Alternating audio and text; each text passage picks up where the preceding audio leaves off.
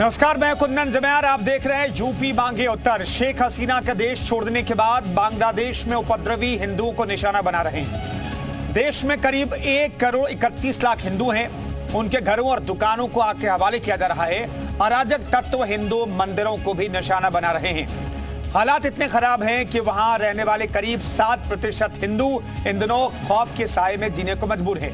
वैसे तो बांग्लादेश में हिंदुओं पर हमले कोई नई बात नहीं है। पहले भी हिंदुओं को यहां निशाना बनाया जाता रहा है, लेकिन इस बार हालात और भी अलग हैं, खराब हैं। शेख हसीना सत्ता छोड़ चुकी है। ऐसे में भारतीय नागरिकों का क्या होगा, यही चिंता सताने लगी है। इस बीच सीएम योगी ने हिंदुओं की एकजुटता का संदेश देकर नई बहस छेड़ दी है। इस बयान के राजनीतिक मायने क्या हैं और इतिहास से सीख लेने की नसीहत देकर सीएम योगी ने क्या संकेत दिया है, ऐसे कुछ खास सवाल हैं जिस पर यूपी मांगे उत्तर में आज चर्चा करेंगे। लेकिन उससे पहले आपको एक रिपोर्ट दिखाते हैं।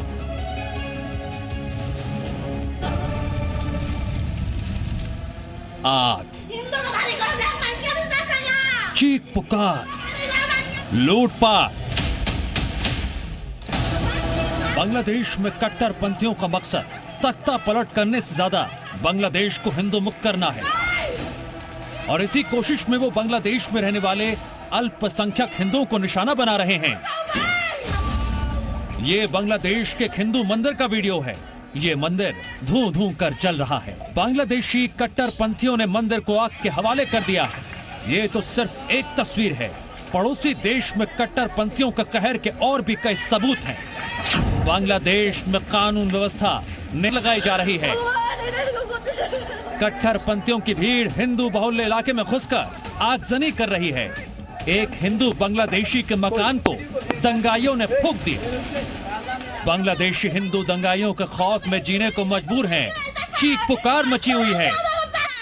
ये महिला काली मंदिर में छिपी हुई है। कई हिंदू परिवारों ने मंदिर में शरण ले रखी है। बाहर कट्टरपंथियों का खौफ है और मंदिर के अंदर महिलाएं डरी सहमी हैं। दंगाई हिंदुओं के इलाके में जाकर इन्हें निशाना बना रहे हैं, बर्बरता कर रहे हैं। हिंदुओं के घर पर लूटपाट और तोड़फोड़ की जा रही है। बांग्लादेश में हिंदुओं पर हो रहे अत्याचार को लेकर भारत में गुस्सा है, और इसको लेकर अब सीएम योगी ने भी आवाज बुलंद की है।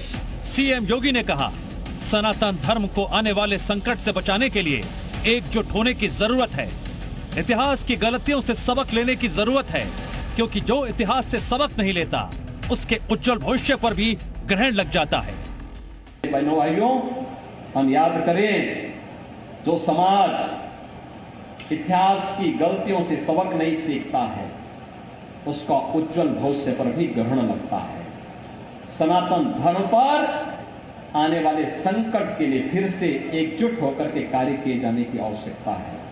बांग्लादेश की कट्टरपंथी ताकतें पहले से ही हिंदुओं के खिलाफ नफरत से भरे हुए हैं। तख्ता पलट होते ही उन्हें अपनी मंशा पूरी होने का मौका मिल गया। हिंदुओं में डर और दहशत का माहौल है। उन्हें समझ नहीं आ रहा वो करें तो करें क्या, किससे कहें, क्या कहें। सबकी निगाहें अब भारत पर टिकी हैं। ऐसे में सीएम योगी का बयान उनके लिए एक उम्मीद की किरण लेकर आया है। देखना यह होगा भारत सरकार इस पर क्या फैसला लेती है। ब्यूरो रिपोर्ट, जी मीडिया। जी हाँ, तो मुख्यमंत्री योगी आदित्यनाथ ने कहा कि हिंदुओं को एकजुट होने की जरूरत है, और यह संदेश अगर अयोध्या से वो दे रहे हैं तो इसके मायने भी हैं, राजनीतिक मायने भी हैं। इस पर बातचीत करने के लिए तमाम मेहमान हमारे साथ मौजूद हैं। विश्व हिंदू परिषद से हमारे साथ राजकुमार गुप्ता जी मौजूद हैं, राजनीतिक विश्लेषक मनोज मिश्रा जी हमारे साथ मौजूद हैं, सपा प्रवक्ता तारिक खान हमारे साथ मौजूद हैं, और बीजेपी प्रवक्ता अशोक पांडे हमारे साथ मौजूद हैं। तमाम मेहमानों का बहुत बहुत स्वागत है। पांडे साहब, सबसे पहले आप बता दीजिए, मुख्यमंत्री हिंदुओं को एकजुट होने का संदेश देकर के क्या कहने की कोशिश कर रहे हैं? मुख्यमंत्री जी ने बताया कि जिस तरह से हमारा पैदा हुआ बांग्लादेश आज जमायते इस्लाम की भेंट चढ़ गया है, और वहां जिस तरह से हिंदू मंदिरों को, इस्कान मंदिर को तोड़ा गया है, जिसने 2 लाख बांग्लादेशियों को भोजन कराने का काम किया, उसे जलाने का काम है। 2 हिंदू सभासदों को काटने का काम हुआ है।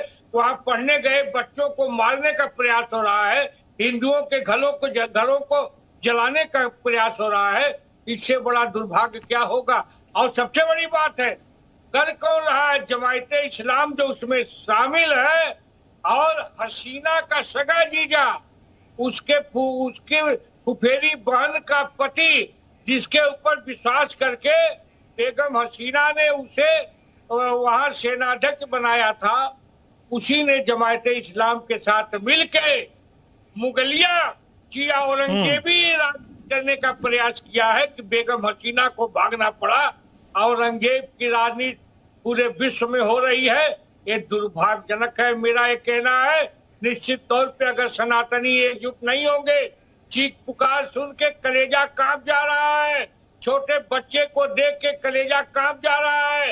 हिंदू मंदिरों को जलाने का प्रयास, अगर वहां आंदोलन होता रोजगार को लेके तो हिंदुओं पर अटैक क्यों होता? सीधे सीधे जमायते इस्लामी उसमें ठीक है पांडे साहब, लेकिन भारत में हिंदुओं को एकजुट होकर के होने का जो संदेश मुख्यमंत्री ने दिया है, इससे क्या मायने निकाले जाए? और उन्होंने साफ तौर पर यह कहा कि जो इतिहास से नहीं सीखता उसका भविष्य पर भी ग्रहण लग जाता है। इसका मतलब क्या है? निश्चित तौर पे योगी जी ने कहा है कि इतिहास गवाह रहा है कि जिस तरह से दमन चक्र चल रहा है कई देशों में, आने वाले दिनों में आपने सलमान खुर्शीद का बयान सुना? राष्ट्रद्रोही बयान है कांग्रेस के सलमान खुर्शीद का। उसने कहा भारत में भी बांग्लादेश की तरह हो सकता है, इस मानसिकता के लोग यहाँ हैं। भारत के टुकड़े होंगे इंशाअल्लाह के साथ। राहुल गांधी खड़ा था अफजल की फांसी के सवाल पर। राहुल गांधी, ठीक है पांडे साहब, मैं लौटता हूँ आपके पास, लौटता हूँ, फिर से बातचीत करेंगे। तारिक खान साहब, मुख्यमंत्री के बयान, मुख्यमंत्री योगी आदित्यनाथ के बयान को समाजवादी पार्टी किस तौर पर देखती है? बांग्लादेश जातीय हिंदू मौजूद, ये वहां का 23 स्टूडेंट यूनियन को मिलाकर हिंदू संगठन है, जिसके जनरल सेक्रेटरी गोविंद चंद प्रामाणिक का बयान है कि वो जो ये इंडिया में खबरें चल रही हैं जिसमें दिखाया जा रहा है कि जो जरूरत से ज्यादा अटैक हो रहे हैं, वो इसकी बात की खंडन करते हैं। और वहां की गवर्नमेंट और वो लोग मिलकर, वहां के लोग, वहां के जो धार्मिक स्थल हैं, ऑल रीजन, ये मेरी जबानी नहीं है क्योंकि ये इंग्लिश में है, इसलिए मैं हिंदी में बता रहा हूँ, ज्यादातर लोग समझ न पाए शायद। और हम लोग मिलकर इसकी वहां पर रक्षा कर रहे हैं। और भारत में जो मीडिया में ये चल रहा है, हम इसकी खंडन करते हैं। ये बांग्लादेश जातीय हिंदू मौजूद जो वहां पर लगातार हिंदुओं की लड़ाई लड़, नहीं तारिक खान साहब, ठीक है, मैं चाहता हूं कि जो आप कह रहे हैं या फिर वहां से जो रिएक्शन आ रहा है वैसा ही हो, मैं चाहता हूं, दिल से वही चाहता हूं। लेकिन आपको क्या लगता है कि वहां पर कोई एक हिंदू संगठन है, छात्र संगठन है, वो दबाव में नहीं होगा? वो इस तरह का बयान जारी करने के लिए दबाव में नहीं होगा? आपको लगता है कैसा? को उल्टे लटका के मारा जा रहा है, दिखाई दे रहा है। पांडे साहब, एक करके तारिक साहब जल्दी से। इस तरह का बयान देगा तो क्या होगा? सुनिए भाई, पांडे जी कितना बोलेंगे, आप ही बोलेंगे क्या? हम ये कह रहे हैं कि अगर एकदम झूठ बोल रहे हैं। पांडे साहब, मैं आता हूँ दोबारा हो गया आपके पास लौटूंगा। तारिक जी, कि अगर रक्षा के लिए भारत ने अभी तक, वहां मान लेते हैं ये स्थिति है, आप ही की बात मान लेते हैं, मुझे स्टेप्स बताइए भारत सरकार के क्या हैं। मान लेते हैं आपकी बात सही है, तो भारत सरकार ने क्या स्टेप लिए, क्या कोऑर्डिनेशन किया, क्या वहां की गवर्नमेंट से बात की? जिन मिलिट्री के हाथ में है अभी जो वहां का पावर है और प्रेसिडेंट के हाथ में, और वहां कहा गया है कि डेमोक्रेटिक सरकार बनाई जाएगी और सेना का रूल नहीं आएगा। ठीक है, तारिक खान साहब से हमारा लगता है संपर्क टूट गया है। राजकमल जी, ये जो हिंदुओं को एकजुट होने के लिए मुख्यमंत्री आह्वान कर रहे हैं और कह रहे हैं कि भाई इतिहास से नहीं सीखेगा तो भविष्य पर ग्रहण लग जाएगा, आपके नजरिए में इस बयान के क्या मायने हैं? माननीय मुख्यमंत्री जी का जो कहना है ना कि अगर हिंदू समाज अभी भी नहीं जागा और सनातनी नहीं एक हुए, तो जैसे पहले हिंदुओं के साथ अत्याचार होते थे, हमारे गुरु गोविंद सिंह के 5 लाल शहीद बलिदान हो गए, कितने लोग बलिदान हो गए, वो इतिहास जो फूलता है वो इतिहास भारत में होगा। ये बात तब लिख लीजिएगा। फिर कहते हैं हिंदुओं जागृत हो जाओ, ये वहां पे जो लड़ाई है ना सरकार के खिलाफ नहीं थी, एक सुनियोजित षड्यंत्र था हिंदुओं को पाकिस्तान से निकालने का। उसके अंदर पाकिस्तान और चाइना, जितने ऐसे देश हैं, इन सबका हाथ है। अरे एक बात और, सरकार के खिलाफ था, हिंदुओं के घर क्यों फूके? इस्कॉन मंदिर जैसे 2 लाख लोगों को प्रतिदिन वहां पे भोजन कराया, जब ये भूखे मर रहे थे, जब इनके रोजे चल रहे थे, इनके वो इस्कॉन वाले जाके वहां पर रोजा अफ्तारी करा रहे थे, आज उनकी गर्दन काटी जा रही है। वहां का राहुल जो एक गीतकार है, उसके घर के, वो बहुत अच्छे गीत गाता था, बड़ा वो था क्या नाम, सेकुलर है, आज उसके घर में आग लगी तो भागा घूम रहा है। ये क्या है? ये सांप्रदायिक हिंसा है, ये हिंसा है, और हिंसा केवल हिंदुओं के और सिखों के खिलाफ है। अरे देख लो, अफगान, 1 मिनट मेरी बात पूरी होने दो। अफगानिस्तान के अंदर जब तक हिंदू था तब तक वो शुद्ध था। बामियान की मूर्तियां किसी इस्लामिक आदमी ने जाकर नहीं बनाई थी। पाकिस्तान जब तक भारत के साथ था तो था। आज पाकिस्तान के अंदर हिंदुओं का क्या हाल है, आज बांग्लादेश के अंदर क्या हाल है। अरे मैं तो भारत सरकार से कहता हूँ, ये 5 करोड़ बांग्लादेशी रोहिंग्या मुसलमान, इनको इस देश से निकाल दो। 1.25 करोड़ हिंदू जो बांग्लादेश के अंदर है, उन्हें अपने देश में बुला लो। जो पाकिस्तान के अंदर है, उन्हें भी अपने देश में बुला लो। जिस देश के अंदर हिंदू को सताया जाएगा, उसे यहाँ पे शरण दो। और अगर ये 5 करोड़ निकाल दोगे तो वैसे ही लगा दो। ठीक है, ये ठीक है, मैं लौटता हूं। मनोज जी बताइएगा कि मुख्यमंत्री योगी आदित्यनाथ कह रहे भाई आप इतिहास से सीखिए और हिंदुओं को एकजुट होने के लिए वो आह्वान करें, और अयोध्या की धरती से अगर वो ये आह्वान कर रहे हैं तो पॉलिटिकल मैसेज भी है क्या इसमें कुछ छुपा हुआ? देखिए, मैं एक सीधी बात बताना चाहूंगा आपको कि पॉलिटिकल चर्चा पॉलिटिकल लोग करेंगे, बातें करेंगे, लेकिन योगी आदित्यनाथ की इस बयान से बहुत दूर अंदेशी, और अब नहीं चेते तो कभी नहीं चेते। उसके पीछे मैं कई उदाहरण दूंगा आपको। जिस पड़ोसी देश का निर्माण और पुनर्स्थापन में भारत हमेशा खड़ा रहा, जब भी विषम परिस्थिति आई, खान पान सम्मान, कपड़े लत्ते, पैसे यहां से जाते रहे। अगर वहां पे हिंदू उसके स्थापना से 22% से 8% हो गए, और आपकी सरकार का डिस्टेब्लिशमेंट होता है, आपके मुखिया वहां से भाग के भारत में आकर के उनको रक्षा मिलती है, और वहां पर टारगेट, वहां पे कौन मारा जा रहा, बलात्कार किसके साथ हो रहा, हत्याएं किसकी हो रही हैं, मंदिर किसके तोड़े जा रहे हैं। देखिए, हम बार बार चर्चा करते थे, अभी चाहे पाकिस्तान अफगानिस्तान की बात कर ले, लेकिन बांग्लादेश के स्थापना से, उसके निर्माण से, उसके पुनर्स्थापन से, उनकी सरकारों से भारत ने हमेशा अपर हैंड करके मदद की है। और योगी जी की इस बयान से अयोध्या और लखनऊ और उत्तर प्रदेश की बात नहीं, मैं कहता हूं एक बेहतरीन जो शासक होता है वो सबकी रक्षा करता, लेकिन अगर हमारे पड़ोसी देश में अगर एक धर्म विशेष अल्पसंख्यकों के लिए, अल्प समुदाय के लिए बहुत सारी पॉलिसियां बनती हैं और वो लोग हाय तौबा मचा देते हैं, लेकिन आप उनसे पूछिए क्या कारण है कि अब हमारे साथी अलग हुआ, आजाद हुआ पाकिस्तान, वहां हिंदू कितने % बचे हैं। और बांग्लादेश बड़ा चिंता का विषय है कि इस्लामिक देश, इस्लामिक कंट्री, आपस की लड़ाई, खुद का विवाद होता रहता है, कोई नई बात नहीं है। हमेशा इनके जो सैन्य शासक होते हैं वो राजनीतिकों को बंधक बना करके, हत्याएं करके, फांसी करके भगाते रहते हैं। भारत उनकी मदद करता है, और वही हिंदू आज उनका क्या दुर्भाग्य है, उनकी बेटियां उनको उल्टे लटका दिए जा रहे हैं, उनके बिजनेस, उनके व्यवसाय, और खासकर धर्म संस्थान। मैं बात इसलिए आपसे कहना चाह रहा हूं कि मंदिरों पर हमले आज कोई पहली बार नहीं हुए, अभी ज्यादा बढ़ गए, क्योंकि लेकिन रेगुलर में, मतलब निरंतर 2021, 2022, 2019, 2012, 2017, और करोड़ों परिवार के लोग अगर बॉर्डर पे खड़े हैं तो किसकी तरफ बढ़ेंगे। मैं एक शब्दों में कहना चाहूंगा, बिना किसी राजनीति के, योगी जी के ये बयान और ये भरोसा और ये आह्वान बहुत ही सराहनीय है।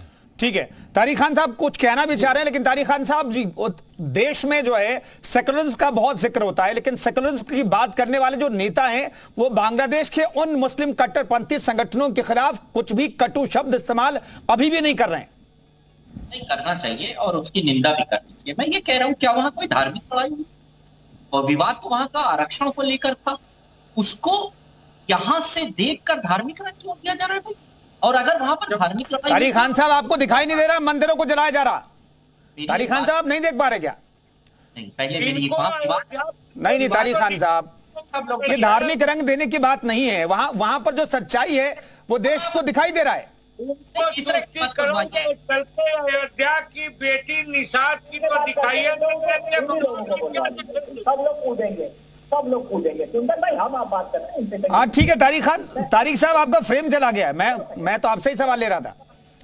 पांडे साहब मैं आऊंगा, आपको काउंटर करने का मौका दूंगा। तारिक साहब जल्दी से। विवाद हुआ, जैसे पूरा विवाद हुआ, ये आरक्षण को लेकर था या नहीं, हाँ या ना, हाँ या ना? हाँ शुरुआत तो वहीं से हुई। दुनिया को पता है, सबको पता है, बच्चे को पता है। मैं मान सकता हूँ आपकी इस बात को कि धार्मिक स्थलों पर भी हमला हुआ है, वीडियोज आ रही, लेकिन जैसे मान लेते हैं ये कोई बेसिकली ये विवाद वहाँ धार्मिक नहीं था कि किसी मंदिर या मस्जिद को लेकर झगड़ा हो गया हो, बहुत बड़ा विवाद हो गया हो। हमने 92 में बहुत बड़ा देखा है धर्म की वजह से ये विवाद वहां पर आरक्षण को लेकर था। उसके बाद ऐसी घटनाएं हुई है। भारत सरकार को उसके आगे बढ़कर स्टेप्स लेने चाहिए ताकि जो वहां का माइनॉरिटी है, जो हिंदू है, हमारा भाई है, और आपने कानून भी बनाया, बुला लीजिए उनको। हम रोक रहे हैं क्या किसी पार्टी ने इसका विरोध किया कि अगर लोग वहां परेशान है तो उनको यहाँ बुलाइए ना। कौन रोक रहा है, कौन मना कर रहा है? क्यों बेवजह फ्रेम किया जाता है कि आप गलत हो, आप विरोध कर रहे हो, आप कुछ कह रहे हो? क्या कहा जा रहा है? कुछ भी तो नहीं कहा जा रहा है। वहां के कॉन्टेक्स्ट में जो हो रहा है वो वहां की नौकरी, आरक्षण, इन सब को लेकर वहां के स्टूडेंट्स ने प्रोटेस्ट किया। आज जो स्थिति वहां पर ये है, तो अब उसमें धर्म का एंगल लेके आना मुझे नहीं लगता कि ये सही है। वहां का बेस ही अलग है, मामला ये ना कि कोई धार्मिक लड़ाई थोड़ी ना थी जो वहां चल रही। जी ठीक है। आप पांडे साहब ये धार्मिक लड़ाई नहीं है। तारिक खान साहब को लगता है कि वहां पर धार्मिक लड़ाई नहीं है, ये आरक्षण की लड़ाई थी और आरक्षण की लड़ाई है, लेकिन आप लोग धार्मिक रंग ये बांग्लादेश के मामले को भी दे रहे हैं क्या?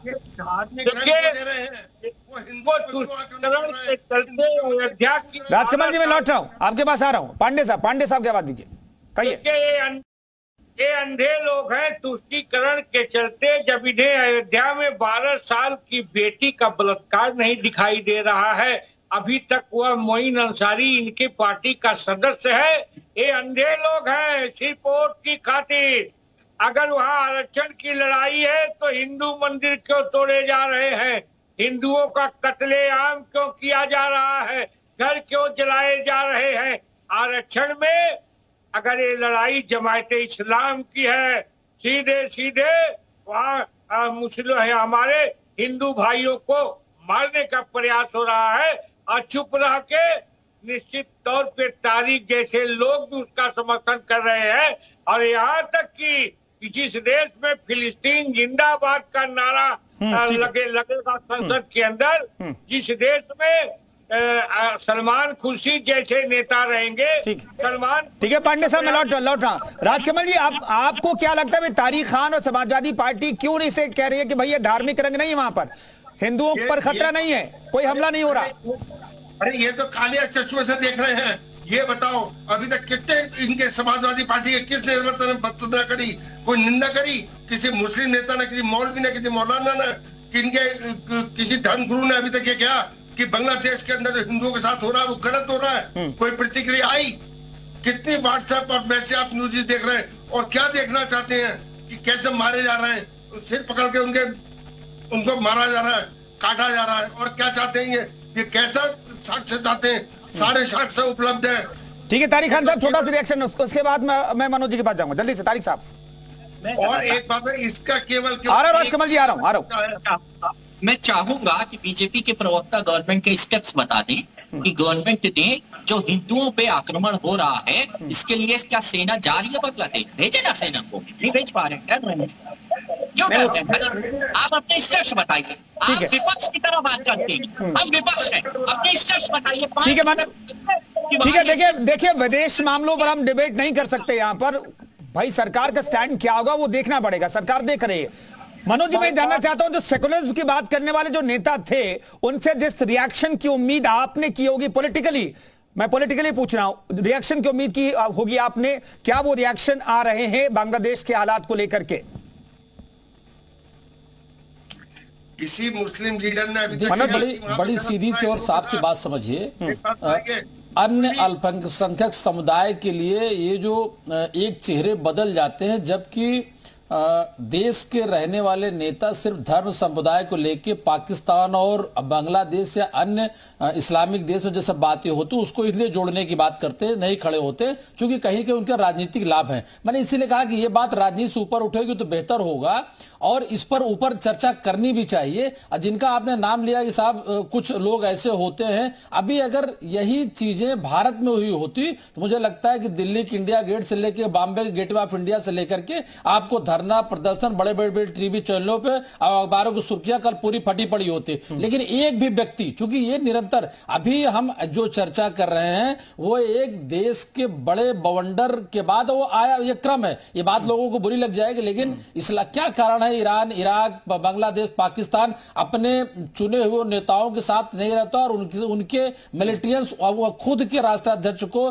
कब्जे में करते हैं, फांसी लगा देते हैं, सत्ता कब्जा करते हैं। लेकिन आपसी विवाद हिंदू मुस्लिम में मंदिरें और लोग और फिर यथास्थिति उम्मीद हमसे करते हैं। आखिर मैं एक बात बताना चाहूंगा आपको, क्योंकि मैंने बड़े लंबे समय तक काम किया है। अगरतला त्रिपुरा जिसका बॉर्डर है बांग्लादेश, कोलकाता बंगाल जिसका बॉर्डर है बांग्लादेश, दैनिक जीवन की चीजें भारत से दैनिक रूप में आना जाना है। अभी झारखंड से बिजली की सप्लाई की बात लगातार वहां पे प्रोडक्शन बात की जा रही है।